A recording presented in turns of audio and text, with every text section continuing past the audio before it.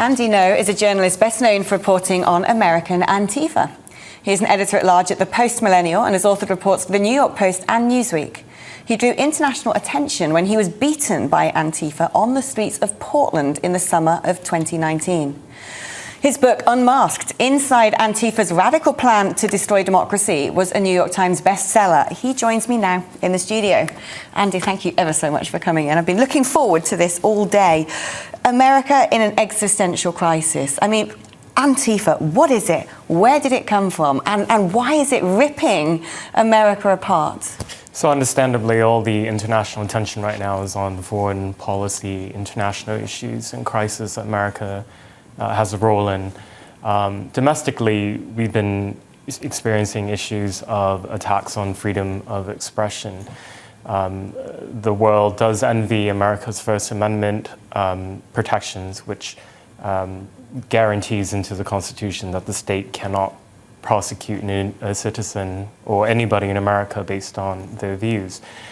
However, I think the spirit of free expression is moribund, if not dead, in some urban metropolitan areas in America. And what we're seeing is that since 2016, a far-left extremist movement known as Antifa, they call themselves anti-fascists, have been engaging in really brutal political violence against anybody they deem fascist.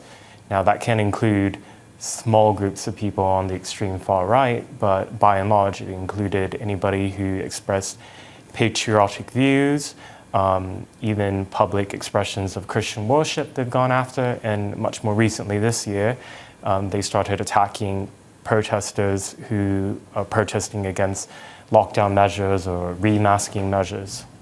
It's almost impossible to have imagined, say 20 years ago, an America today where you essentially have a mob, product, I believe, of social media largely, actually rampaging around streets, getting away with it, acting with impunity, and presenting themselves as the good guys in the narrative.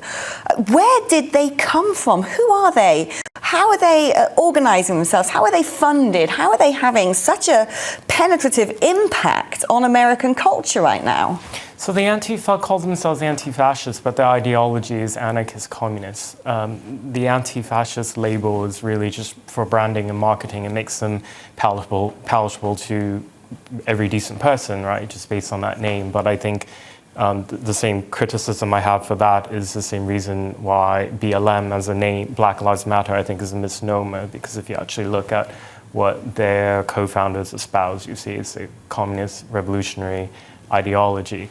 So they've existed on the fringes of the far left in some American urban areas since the 80s, actually as a product of an export of an ideology that took place first in Britain.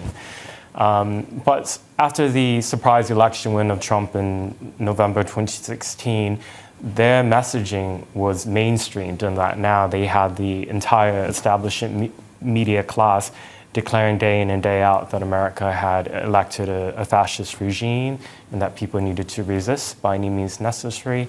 And for the next 4 years, what we saw was a process of normalizing and excusing political violence.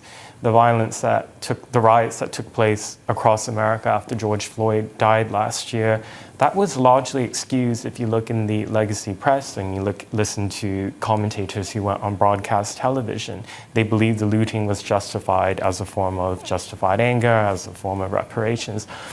All of this has paved the ground for cities where police departments have been defunded, demoralized. And so when you have mobs of people showing up expressing beforehand that they're going to attack and assault people expressing their First Amendment rights, police stay away. And if you're caught up in that, as I've been before documenting it in my field reporting, you're entirely on your own. So that's why I say the spirit of free expression and freedom of speech is dying and or dead in some American cities, such as Portland, Oregon, where Antifa is very active. What's it like living in America today? I mean, are the changes palpable to the great many people? Or is this something that really only affects those who are very actively engaged on social media platforms and want to be activists? I think those who are protesting for freedom or trying to bring attention to what they say is tyranny, they often get dismissed because, if you look on the surface, the its government is not an authoritarian state. However, I think what's being ignored is the mid-level institutions such as big tech, academia, schools. All of that in the, of course, establishment media has been captured by an ideology of the left and hard left.